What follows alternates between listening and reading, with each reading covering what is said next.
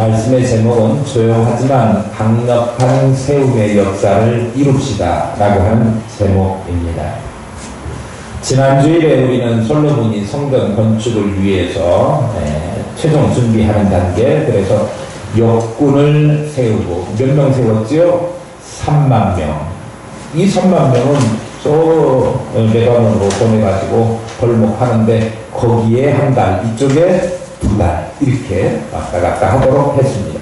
짐꾼 7만 명, 그리고 돌 뜨는 사람들 8만 명. 이 사람들을 감독하고 관리하는 그 감독관들 3,300명 세웠습니다.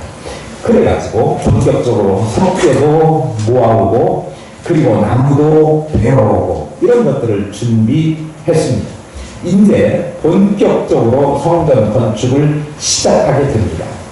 그래서 성전 건축을 착공하게 될 때, 그 때가 언제냐라고 하는 것을 알려주는 정보가 1절에 있습니다. 한번 같이 보겠습니다. 우리 같이 읽어볼까요? 시작. 이스라엘 자손이 애굽 땅에서 나온 지 480년이요. 솔로몬이 이스라엘 왕이 된 지 4년 15월 곧 둘째 달에 솔로몬이 여호와를 위하여 성전 건축하기를 시작하였더라. 솔로몬이 성전 지은 내용을 우리가 익히 들어서 잘 알고 있지만 구체적인 내용을 알지 못합니다. 이번에 잘 들으셔서 성전 건축이 어떻게 됐는지, 성전 건축하면서 우리가 영적으로 어떤 것들을 주의하고 또 어떤 것들에 더 많이 신경 쓰고 배려해야 되는지 이런 것들을 마음에 담아두면 좋을 것 같아요.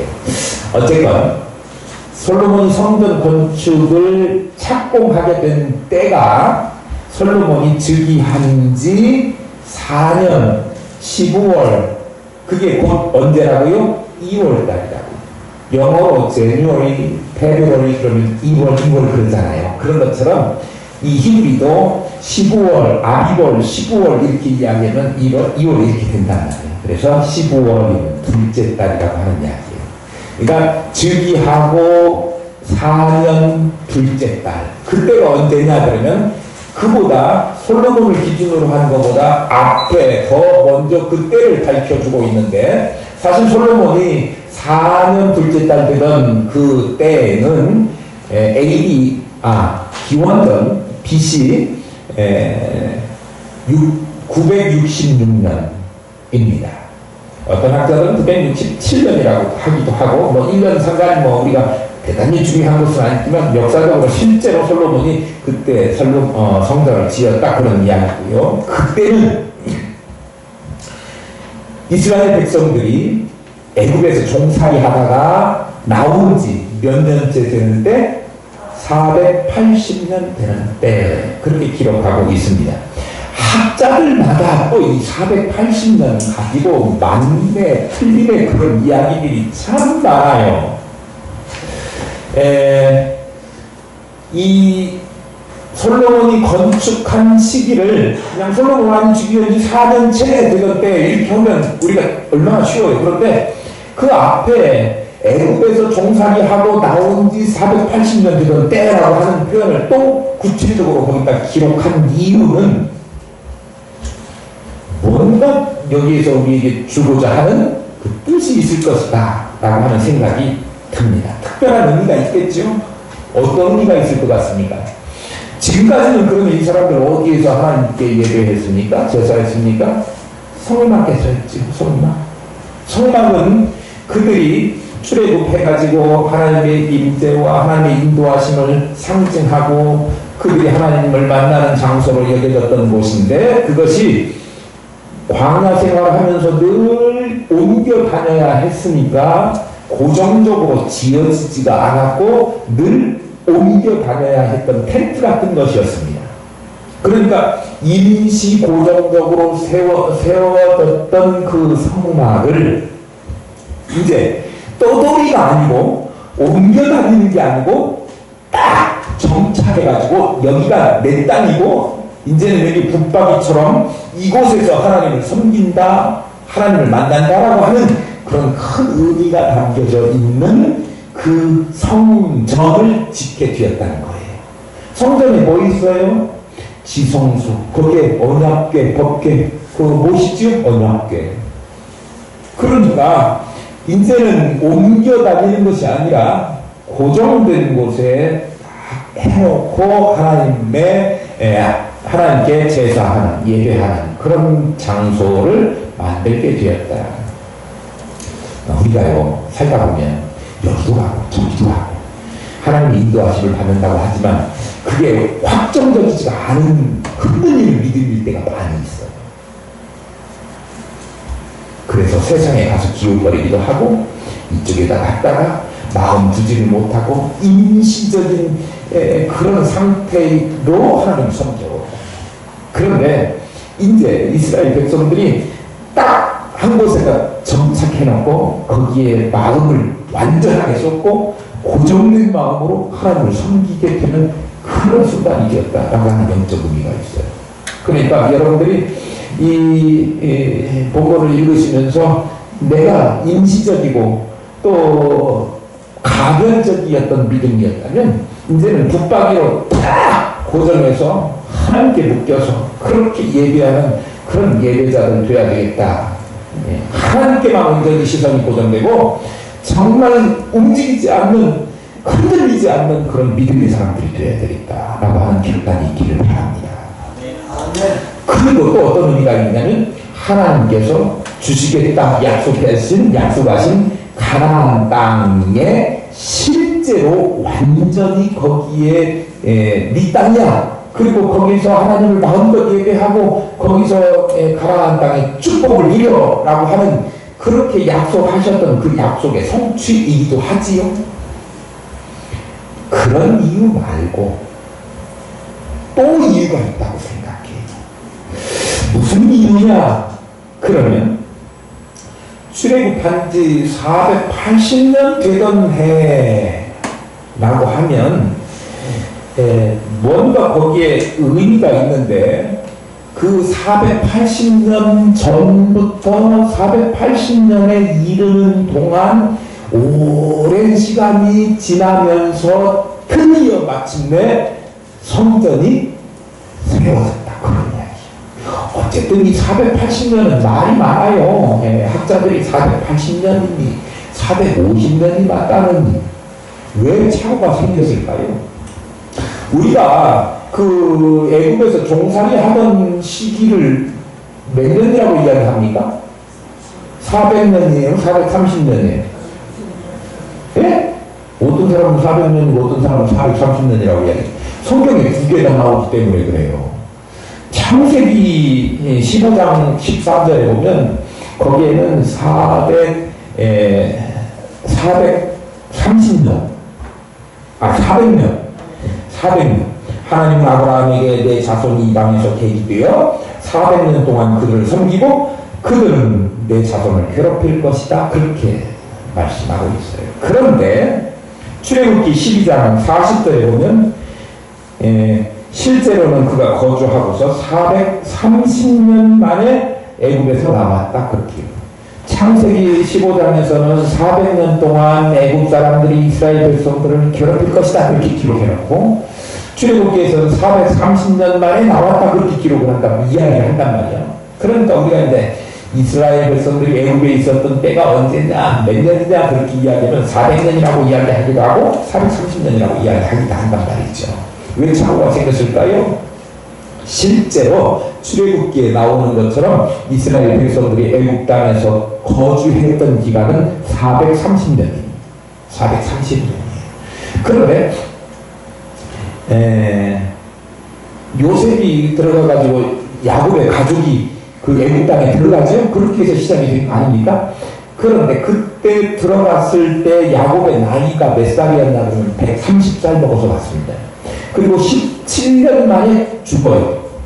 그러면 그동안에는 이스라엘 백성들을 애굽 사람들이 괴롭혔을까요? 안 괴롭혔을까요? 안 괴롭혔다고 봐야 돼요. 왜냐하면 요셉이 거기에 가서 총리를 하고 있었고 그래서 이 요셉의 형제들을 이렇게 불러들인 거 아닙니까? 그렇게 되고 난 다음에 13년이 흐른 다음에 그 애국 사람들이 이제 한 세대 한 30년 정도가 흘러갔지 않습니까? 아버지 야곱이 들어와서 17년 살다가 죽었고, 그리고 한 13년 정도는 그냥 그런 대로 지냈어요. 근데 이스라엘 백성들이 막 커지고 이렇게 되니까 그거 보면서 뭐라 그러죠? 보기가 싫은 거예요. 눈꼴 상어진 거죠. 그러니까 그때부터 애국 사람들이 이스라엘 백성들을 괴롭히기 시작한 거예요. 그러니까 한 세대 동안 요셉을 알고 있는 세대, 그 세대에는 이스라엘 백성들을 괴롭히지 않았어요. 30년이 지난 다음부터는 이스라엘 백성들을 괴롭힌다 이렇게 보는 거죠. 그러니까 실제 거주했던 기간은 430년. 이스라엘 백성들에게 고역을 시키고 괴롭히고 뭐 이렇게 했던 기간은 400년 이렇게 보는 거예요. 그래서 그 차이가 생긴 거죠. 그렇다고 하면 이 480년에 대한 학자들의 분분한 이야기들도 별반 그렇게 중요한 내용은 아니에요. 사실 그들이 출애굽한 다음부터 480년이라고 했는데, 출애굽하고 나서 뭐 했습니까? 바로 광야 몇 년? 계산해보세요. 40년. 그리고 광야 생활 끝난 다음에 가나안 땅에 들어가죠? 가나안 땅에 들어가가지고 바로 그냥 그들이 그 가나안 땅을 정복하겠습니까? 차지하게 됐어요? 아니에요. 전쟁을 치르죠? 그래가지고 한 15년가량 거기서 전쟁을 치릅니다. 광야 생활 40년 동안 힘겨운 그런 광야 생활. 우리 인생을 광야 생활에 비교하지 않습니까? 힘든 세월. 그리고 전쟁을 치러야 됐던 15년간의 가나안 정복 전쟁 기간. 그리고 그 다음에도 사사시대가 오죠. 각 땅을 분배해줘가지고 살아가는데 특별한 리더가 없으니까 무슨 일이 생기면 하나님께서 그때마다 지도자를 세우시고 그를 통해서 이스라엘 백성들을 이끌고 가게 하신. 근데 사실 사사시대에는 아무도 하나님의 뜻을 잘 분별하지 못해가지고 자기가 옳은 대로 행했던 시대예요. 영적인 암흑기예요. 분별력이 없던 시대예요. 그런 시대가 몇 년이나 됩니다. 그러면 340년이나 흐르게 됩니다. 그 다음에 계산 잘하고 계세요? 사사시대가 끝난 다음에 우리도 사사로만 안 되겠습니다. 뭘 세워주세요? 왕 세워주세요. 그래갖고 첫 번째 세워진 왕이 누구예요? 사울왕. 사울왕이 몇 년 통치? 거기 쉬워요. 40년. 사울왕 죽고 난 다음, 사울왕 다음에 폐위되고 누가 됐어요? 응? 다윗도 40년. 다윗이 통치할 때 초창기에 참 어려웠잖아요. 그런데 이제 후반기쯤 가니까 하나님께서 복을 주셔서 그래도 정복하게 하시고 나라의 국토를 확장하게 하시고 이런 은혜를 주셨어요. 후반부터나 조금 살만해졌어요. 그걸 기반으로 해서 솔로몬 때는 그동안에 누리지 못했던 번영과 부귀와 영광을 이스라엘에 주셨고 솔로몬 왕국에 허락하셨죠. 그래서 비로소 하나님의 성전을 건축하게 이르는 거죠. 그 기간이 얼마예요? 4년 2개월. 더하면 얼마큼 됩니까? 479년쯤 돼요. 479년 2개월. 그러니까 이제 480년이 얼추 계산이 맞는 거죠. 어쨌든 이스라엘 백성이 애국 땅 종살이 하다가 광복, 출애굽을 맞았어요. 그렇다고 해서 바로 그들이 출애굽하자마자 번영을 누리고 영광을 누렸습니까? 그렇지 않아요. 40년 광야에서 쩔쩔매고 좌충우들 순종했다가 거절했다가 또 하나님께서 조금 뭐 회복을 주시면 또 반항했다가 사사시대는요. 죄 짓지 말라는데 죄 지었다가 또 매맞고 회개하고 또 다시 죄 짓고 이런 게 계속 반복되잖아요. 얼마나 고달픈 시간들이에요. 그렇게 해서 이거는 하면 돼, 안 돼, 라고 하는 것을 몸소 이스라엘 백성들이 채워가는 거예요. 우리도 읽어서 다 알고 있지만 이대로 못 사는 것은 우리가 그런 경험과 연단이 없기 때문에 그래요.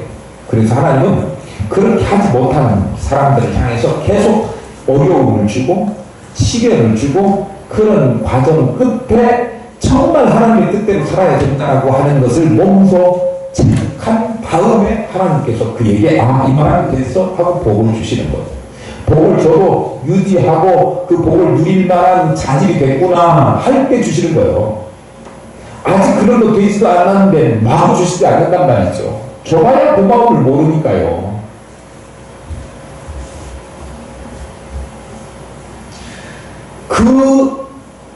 이것이 하나님의 은혜구나, 하나님의 복이구나, 하나님의 영광이구나 라고 하는 것을 깨달을 수 있는 때까지 하나님께서 연단하시는데 그기간이 480년 걸렸다는 거예요. 출애굽하고서 바로 얻은 영광이 아니고 그들이 하나님의 일을, 하나님의 전을 세울 수 있는 그 영광을 맛본 것이 아니고 엄청난 희생과 대가와 세월을 보낸 다음에 그 다음에 그런 영광을, 성전 건축의 영광을 그들이 허락받는 것입니다. 우리가 오늘 맥주감사주일로 지키지 않습니까? 맥주, 보리 맥자예요. 옛날에 어렸을 때는 맥주 그랬는데 맥주가 아니고 맥주, 보리를 추수해서 감사했어요. 이게 보리를 심어가지고 그 다음에 처음으로 거두게 되는 게 그 해의 첫 수확이죠. 첫 열매를 거두어서 하나님께 드리는 거예요. 하나님의 은혜입니다. 나는 하나님을 주님으로 섬기는 사람입니다 라고 하는 첫 것 드림의 고백이에요. 그런데 이 첫 것을 드리는 그런 고백을 우리가 그런 예배를 하나님 앞에 드릴 수 있게 되는 것은 이 맥주, 보리를 수확해야 되는데 이 보리를 수확한다는 게요, 사실 그냥 심어놓으면 거두는 것 같지만 심어놓고 보리씨 언제 뿌려요? 봄 들어왔을 때 뿌립니까? 작년 겨울에 뿌려놔요. 추운 엄동설한 비 오고 얼고 녹았다가 다시 얼었다가 이걸 반복해야 되는 어려운 시간의 때를 지나야 되고요. 보리에 또 깐부기가 앉거나 뭐 이렇게 병충해가 오면 소득도 없어져. 그러니까 그런 모든 인고의 시간을 다 겪어낸 다음에야 우리가 보리를 수확해가지고 하나님 감사합니다 라고 하는 예배를 하나님 앞에 드릴 수 있게 되는 거 아닙니까? 그러니까 우리가 교회건 개인이 됐건 시련을 거치지 않고 아무 일도 없었다는 듯이 하나님께서 버튼 딱 누르면 바로 복을 누리는, 출애굽했더니 바로 성전을 건축할 수 있게 되는 그런 일은 없다. 그러면 제가 무슨 얘기 드리고 싶습니까? 사실 우리가 살면서 우여곡절 있고 힘든 시절 다 있어요. 어떤 분들은 물질 때문에, 어떤 분들은 자녀들 때문에, 어떤 분들은 가정 문제 때문에 다 좋은데 어떤 분들은 이제 할 만큼 해놨는데 건강이 안 좋아서 여러 가지 시련들이 다 우리에게 닥쳐오지만 이러한 모든 것들을 다 이기고 견뎌낼 수 있은 다음에 그 시험에 통과한 다음에 그 시련의 기간, 연단의 과정이 다 지나간 다음에 하나님께서 큰 영광을 주신다. 이거 믿으시라는 거예요. 하나님의 축복은 세상 사람들이 생각하는 것처럼 땀 흘리지 않고 그냥 단순히 아무런 노력도 하지 않고 횡재하는 그런 요행수처럼 찾아오는 게 결코 아니고, 그런 것, 우리가 그런 건 축복이라고 여길 수도 없는 것입니다. 오히려 그런 것들은 우리에게 한때의 기쁨을 주고 환호성을 지르게 할 수 있지만 오히려 그것이 곡소리 나고 통곡소리 나게 되는 그런 일의 단초가 될 수도 있어요. 그러나 우리가 열심으로 그 일 때문에 어려움을 극복하고 인내하고 그렇게 나왔다고 하면, 자, 어려움이 있는데 어려움이 있다고 해서 신앙을 박차버리고 나가가지고 잘 되는 일 없어요. 어려움이 있어도 그 안에서 신앙을 지키고 교회를 지키고 그렇게 해온 사람들이 나중에 정말 하나님이 진짜 영광을 차지할 수 있다. 아멘 하시라요. 네, 아멘. 그러니까 우리가 어려움에 처한다고 할지라도, 힘든 시기를 걸어가야 된다고 할지라도 한 걸음 한 걸음 주님과 함께 간다라고 하는 마음을 잊어버리지 말고 그렇게 걸어가시기를, 그래야 그런 사람들에게 하나님께서 뭘 예비해 주셨다고요? 하나님의 영광을 볼 수 있는 축복된 순간을 예비해 주셨다.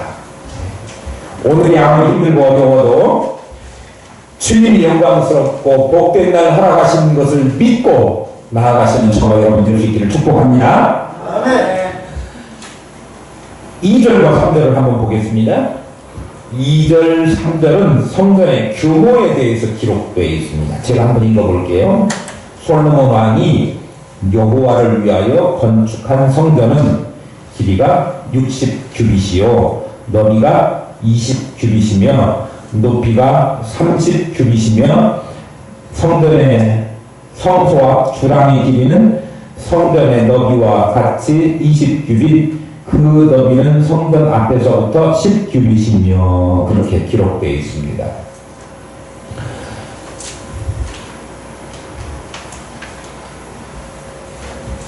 나눠드린 종이 앞에 그림을 보여드리지만 종에 한번 보세요. 앞에 있는 게 잘 안 보이실 것 같으니까 성전을 이렇게 그려놓은 솔로몬 성전입니다. 성전의 이 구조가 이렇게 되어 있어요. 이거를 이건 평면도고 이건 이치감 있게 그려놓은 설계도인데요. 성전의 길이는 여기까지입니다. 여기부터 여기까지. 이게 60규빗이라고 합니다. 한 규빗이 약 45cm, 46cm 돼요. 그러니까 30m가 채 안 돼요. 한 27점 몇 미터 돼요. 그리고 옛날에는 광이라고 했는데 이거 뭐라고 해서 너비는 20규빗, 10m가 채 안 돼요. 그리고 3층으로 지어졌는데 3층으로 지어진 이 높이 총 높이는 얼만큼이냐 그러면 30규빗, 한 13m 이쪽저쪽 되는 높이입니다. 그러면 연면적이 아니고 그냥 단층 면적을 보면 얼만큼이냐 그러면 약 한 75평 정도 됩니다. 이 성전에는 이 안에 있는 지성소가 있죠. 지성소, 언약궤, 그리고 떡병, 그리고 금촛대, 촛대 이런 것들 놓는 진설병 상 같은 거 놓여져 있는 성소가 있죠. 그래서 요게 이제 성전되고, 그리고 그 앞에 여기 보아스와 야긴이라고 하는 못으로 된 그 기둥 있잖아요. 네. 그런데 그 기둥 쪽으로 해서 이 앞에 있는 이 공간이 뭐냐 그러면 낭실이라고 해요. 우리 성경에는 뭐라고 기록이 되어 있느냐 그러면 주랑이라고 기록되어 있죠. 주랑. 옛날 성경은 낭실. 요즘 알아듣기 쉽게 하면 거기는 사람들이 이렇게 출입하는 성소 안으로 들어가는 출입구, 현관, 교회 로비입니다. 그런데 어쨌든 한 75평 정도 되니까 우리 교회 입장을 생각하면 대단히 큰 교회라고 생각하지만 75평 교회는요 당시에 예루살렘 그 사람들의 규모나 예루살렘 한 나라의 제1성전으로 보기에는 규모가 그렇게 큰 규모가 아닙니다.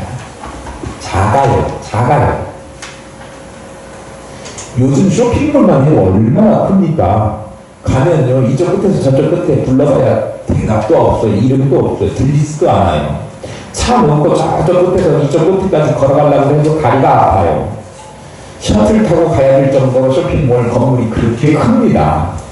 그런데 성전은요 고작 여기서 저기까지 끝에가 30m밖에 안 된단 말이죠. 물론 이 길이 측정은 실내부를 기준으로 해서 잰 거예요.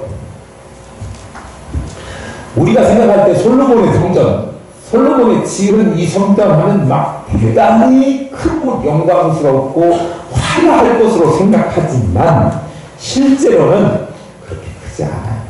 지금 이스라엘 예루살렘 갔다 온 사람 거기 그 통곡의 벽 가보니까 엄청나게 큰 건데요. 아니, 지금 걸 생각하면 안 된다니까요.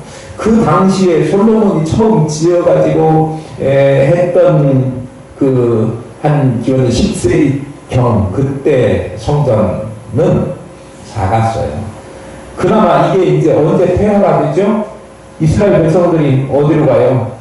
바벨론의 포로로 끌려가죠. 그럴 때 예루살렘 성전이 다 돌 위에 돌 하나 포개진 것 없이 다 부서져요. 그러니까 1차로 지었던 솔로몬의 성전은 기원전 주전 586년에 무너지는 거예요. 그리고 바벨론으로 끌려가요. 그렇게 끌려가니까 예루살렘 사람들이 이스라엘의 예루살렘 성전에 대해서 얼마나 자부심을 가지고 있어요. 그런데 이제는 그것이 폐허가 됐죠. 그리고 이제 끌려가니까 얼마나 비참한 마음이 들었겠어요. 그걸 상상해서 나온 것이 나ಹು고의 히브리 나후고의 합창이라고 하는 곡이에요. 히브리 노예들의 합창. 아시죠? 네. 그리고 그 다음에 귀환하게 하셔서 성전을 다시 짓는데 그때가 530 몇 년경, 주전 530 몇 년경에 누구를 통해서? 스룹바벨 성전이라고 이야기하지요.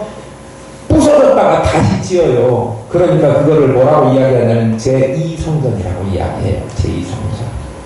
솔로몬의 성전을 제2성전, 그 다음에 스룹바벨이 재건한 성전을 뭐라고? 2성전.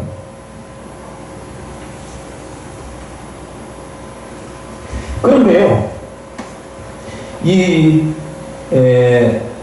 스룹바벨에 의해서 지어진 것도 이게 처음에 지었던 솔로몬의 그런 성전보다 규모가 너무 작고 초라했어요. 그러니까 나중에 헤롯이 유대 사람들의 환심을 살려고 증축하게 됩니다. 그게 주전 20년경에 헤로디아 성전이라고 이야기합니다. 그러면 솔로몬 1성전, 스룹바벨 2성전, 헤로디아 성전이 3성전, 헤롯 성전이 3성전 그렇게 한 것 같지만 증축한 거예요. 제2성전을 증축한 거예요. 그러니까 헤롯이 세운 성전은 제3성전 그렇게 이야기하지 않습니다. 그냥 2성전을 키운 거에 불과해요. 그런데 그때 키워놨던 것을 헤롯이 당시에 로마의 힘을 얻어서 막 크게 지어놨으니까 커지게 된 거죠. 그런데 그게 언제 AD 70년에 유대와의 전쟁을 할 때 그때 또 폐허가 되게 되는데요. 로마에 의해서 이 성전이 파괴됩니다. 파괴되고 나서 남게 된 것이 지금 현재 있는 예루살렘에 있는 통곡의 벽에 성전의 서쪽 벽만 남아있어요. 그러니까 헤롯이 세운 성전, 헤롯이 증축한 성전의 화려하고 큰 것만 보고 예전에 솔로몬이 세웠던 성전을 생각하면 어떻게 돼요? 오해죠, 오해. 지금 현재 이스라엘 갔다 오셔가지고 이스라엘 예루살렘 성전을 보고 오니까 어마어마하던데 이러면 안 된다 이거요. 예. 당시에는 그냥 길이가 총 길이 한 몇 미터? 30미터 남짓 되는 그런 성전에 들어와 있어. 작았어요. 왜 그렇게 작았을까요? 솔로몬이 무슨 하나님의 영광이 어쩌고 다윗부터 준비하고 자기가 막 최고의 영광을 누리던 그 시대에 지었는데 왜 그렇게 조그맣게 지었을까? 우리가 생각할 때 보면 왜 그랬을까요?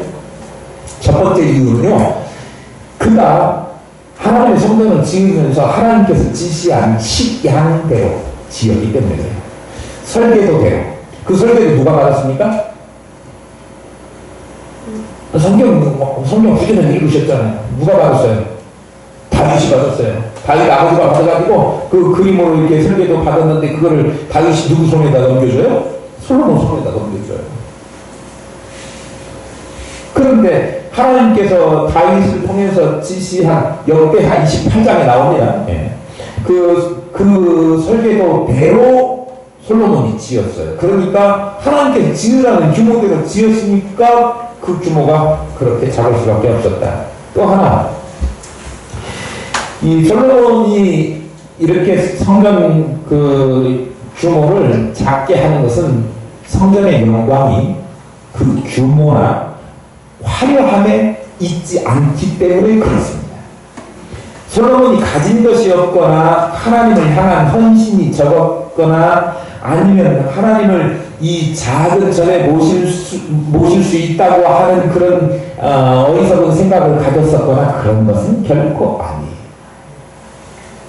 솔로몬이 성전을 지어가지고 하나님 앞에 봉헌하면서 드린 기도가 8장 27절에 나옵니다. 한번 넘겨보세요. 가까우니까. 8장 27절에 보면 하나님이 참으로 땅에 거하시리이까 하늘과 하늘들의 하늘이라고 주를 용납하지 못하겠거늘 하물며 내가 건축한 이 성전 이오리이까. 자기가 지은 성전에야 어떻게 그 존귀하고 높으신 하나님의 영광을 그 안에 모시겠습니까? 그러냐고요. 아무리 성전이 크다고 한들 하늘의 하늘들이라도 하나님을 그 안에 모실 수 없을 만큼 하나님은 지존하신 하나님이시다. 그렇게 고백하는 거예요. 그러니까 솔로몬이 이 작은 성전 지어놓고 하나님 여기 계세요 라고 생각한 것도 아니에요. 그렇다면 이유는 뭐냐? 그러면 솔로몬은 성전을 정성을 다해서 지었지만 어떤 생각으로 지었냐면 단지 우리가 아무리 좋은 것, 큰 것, 웅장한 것, 화려한 것을 진다고 하더라도 하나님을 그 안에 모시기에는 너무나 초라하고 부족한 것을 알아요. 그러나 그럼에도 불구하고 우리가 최선을 다해서 하나님을 모시고 하나님을 모시기 위한 전을 최선을 다해서 건축하고 마음을 들이고 신령을 들이고 땀과 노력과 그리고 철저한 계획과 이런 모든 것을 다 들여서 하나님의 전을 하려고 하는 그 마음을 하나님께서 보시겠다라고 하는 것을 알았던 것입니다. 아무리 하나님을 웅장하고 큰 건물을 한다고 해서 하나님이 만족하실 하나님이 아니시고 비록 작은 것을 지어도 우리가 최선을 다하는 그러니까 하나님은 뭐 안 보고 건물 안 보고 사람 마음 보시는 하나님이심을 솔로몬은 알았던 거예요. 우리가 하나님 앞에 오늘 맥주감사주일 예배를 드리지만 우리가 드렸던 헌금, 맥주감사 절기 헌금 그 헌금의 액면가를 하나님이 보시는 것이 아니라 그 드리는 사람의 예물 드리는 이의 마음을 보시는 거예요. 진실된 마음으로 하나님 앞에 감사가 담겨진 예물 그걸 보시다는 거죠. 하나님은 거기에 중점적인 포인트가 있어요. 그러니까 우리가 아무리 초라한 교회, 규모가 작은 교회, 지상에 아니고 지하에 있는 교회라고 하더라도 이 교회를 향해서 하나님의 영광스러운 찐이라고 이야기하는 것은 이것이 교회가 건물이 중요한 게 아니라 또 교회라고 하는 것이 아무리 규모가 있고 상대적으로 크고 거기에 많은 모이는 사람들이 많이 모인다고 하더라도 그런 것이 중요한 거 아니라 아무리 많은 사람이 모인들 뭐합니까? 하나님의 영광을 제대로 하나님의 마음을 기쁘시게 하는 교회가 아니라고 하면 그러나 아무리 작아도 하나님의 마음을 기쁘시게 하고 하나님이 받으실 만한 합당한 예배를 드리는 살아있는 그 예배가 있는 교회 그런 예배를 하는 성도들이 있는 교회 그것을 하나님이 원하신다는 거예요. 겉보기에 아무리 초라한 교회라고 할지라도 성도들의 마음이 하나님 보시기에 합당하다면 그 교회는 가장 영광스러운 하나님의 집이 되는 것입니다. 건물이나 사람의 숫자에 있지 않습니다. 교회가 어떤 큰 일을 하느냐 거기에 달려있지도 않습니다. 우리가 사도행전도 살펴봤지만 성경에서 가장 모델로 삼는 교회의 모델이다 뽑는 교회가 어디죠? 초대교회 아닙니까? 어디에서 시작됐습니까? 초대 교회들은 대부분이 다 가정집, 다락방에서 시작되었습니다. 아주 작은 데에서 시작된 거예요. 그 그토록 미약한 교회들이 그리고 그 성도들이 복음을 온 세계 곳곳에 전하는 일에 헌신하고 그 일을 성공해냈습니다. 기독교가 아직 안 들어간 곳이 좀 있기는 하지만 온 세계 사람들이 다 예수 그리스도를 아는 지경에까지 왔지 않습니까? 휴머에 있지 않습니다.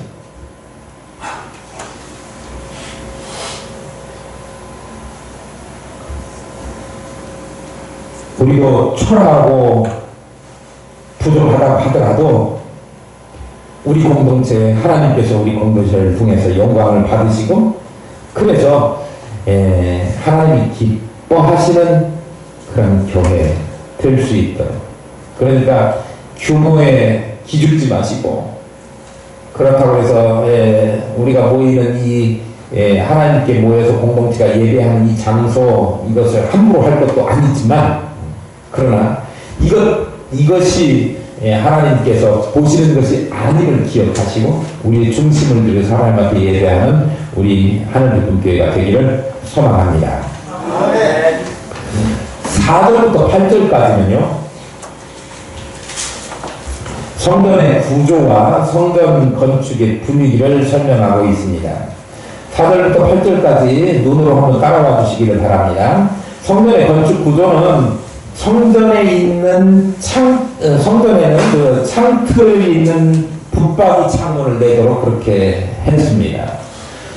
그리고 성전에 언약궤가 안치될 지성소, 그리고 진설병 상이나 금쪽대나 분향단이 놓이게 될 성소, 지성소가 제일 안쪽이에요. 안쪽, 그리고 성소, 그리고 이쪽에 낭실이 있다고 이제 현관이 있는데, 그리고 어쨌든 성소를 둘러싸서 거기를 벽 삼아서 벽에 연이어서 다락 골방들을 만들었습니다. 이 다락은 아래가 자꾸 위로 올라갈수록 점점 더 커지는 구조지요. 이 다락방들은 뭐 하는 데 쓰였느냐 그러면 당시 제사장들이 업무를 본다든지 교회 봉사하는 레위인들이 거기에 머문다든지 그런 용도였습니다. 이 다락방들이 3층 구조로 되어 있기 때문에 여기에 올라가도록 나사 모양의 계단이 있다고 그랬죠. 오늘날 말하면 뭐예요? 달팽이 계단식으로 되어 있다는 거예요. 이렇게 해서 성전을 건축하게 됩니다. 성전의 건축에 대해서 설계도를 주셨지만 사실 우리가 기록이 안 되어 있는 것은 정확하게 알 수 없습니다.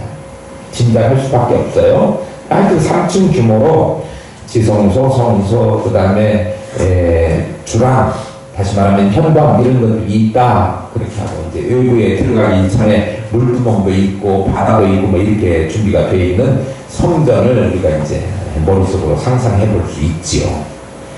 어쨌든 구조는 그렇다 치고 성전 구조만 가지고도 우리가 영적인 지혜를 얻을 수 있는 것이 너무 많기 때문에 기회가 되면 언제 한번 말씀드리기로 하고, 분위기, 건축 분위기, 건축할 때 분위기가 어땠는가라고 하는 것이 7절 말씀이 기록되어 있어요. 이게 중요해서 한번 같이 읽어보도록 하겠습니다. 시작. 이 성전은 건축하였으므로 건축하는 동안에 성전 속에서는 방망이나 도끼가 모든 천연장 소리가 들리지 아니하였으며, 원래 공사랑은 공사판이라고 하잖아요. 너무 시끄럽고 분주하죠.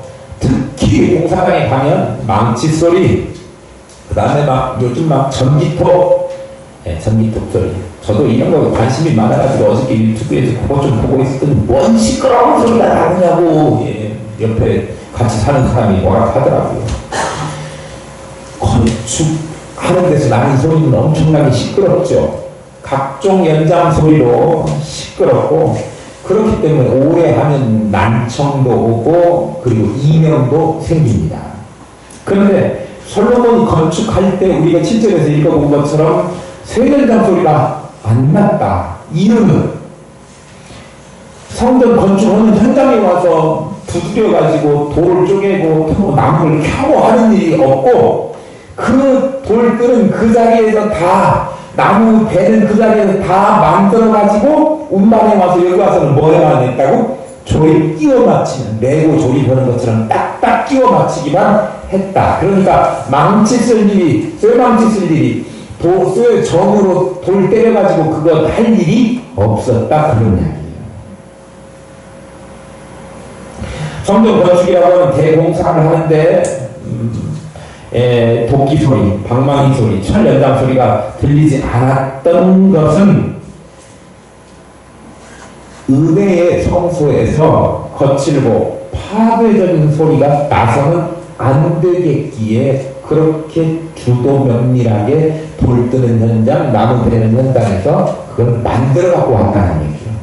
그러니까 얼마나 이것을 현장에서 해도 잘 안 맞는데 거기서 만들어가고 오려면 얼마나 정확하게 빈틈없이 철저한 계획 속에 준비했겠습니까? 교회에서도 무슨 일을 할 때 잘 준비해가지고 시끄러운 소리나 서로 의견이 충돌나서 싸우는 소리나 이런 소리가 나면 안 되겠다.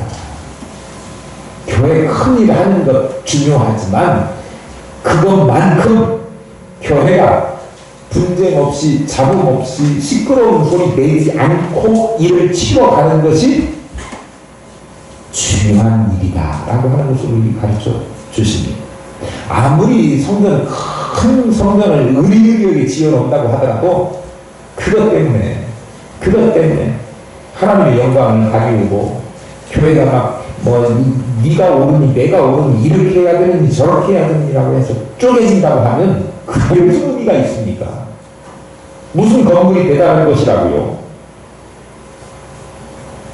하나님께서 기뻐하시지 않고 교회가 세상 사람들에게 좋은 모습으로 비춰지지 않을 것입니다. 그러니까 우리가 시끄러운 소리가 나지 않도록 계획하고 협력하고 주도 면밀하게 도와주고 이렇게 하는 일이 필요하다.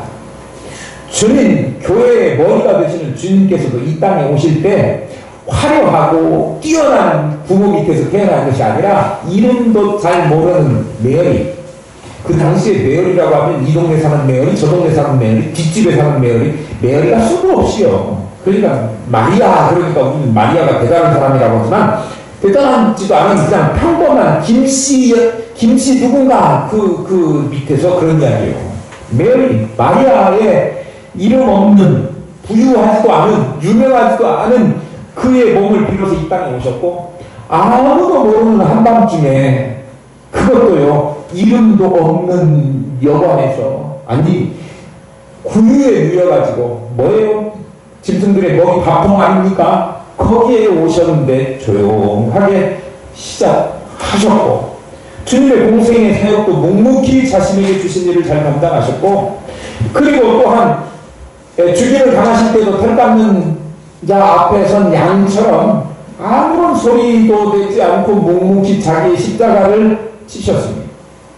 우리가 최고의 사건으로 알고 있는 이 부활 사건도요 주님의 부활 사건도 요란하고 이 대단한 일이니까 인류에 있어서 이 부활 사건이 얼마나 중요합니까? 얼마나 중요한 일인데도 불구하고 조용히 아무 인기척도 없는 그때에 새벽 미명에 주님은 부활하셨습니다. 아무도 모를 새벽에 그 부활의 역사를 이루신 거예요.